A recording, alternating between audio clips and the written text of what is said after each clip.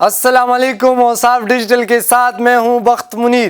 وزیر اعظم عمران خان نے سماجی رابطے کی ویب سائٹ ٹویٹر پر اپنی ٹویٹس میں بھارت کے حوالے سے اقوام عالم کو متنبہ کرتے ہوئے کہا ہے کہ اگر ہندوستان اپنے اندرونی خلفشار سے توجہ ہٹانے اور ہندو قومیت کے جذبات مشتعل کرنے کے لیے ایسے کسی بھی کارروائی کا سہارا لیتا ہے تو پاکستان کے پاس منہ توڑ جواب دینے کے علاوہ کوئی چارہ نہ ہوگا۔ وزیر اعظم عمران خان کا مزید کہنا تھا کہ قابض بھارتی افواج مقبوضہ جموں و کشمیر کا محاصرہ کیے ہوئے ہیں، جس کے اٹھتے ہی قتل و غارت گری کا اندیشہ ہے۔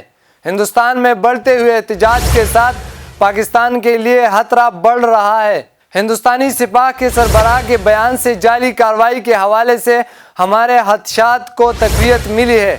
وزیر اعظم نے اپنی ٹویٹ میں مزید کہا کہ مودی سرکار کے گزشتہ 5 سالہ دور حکومت میں نسلی بالادستی کے سفاک نظریے ہندوتوا کے سائے میں بھارت کا رخ ہندو راشٹر کی جانب موڑا گیا۔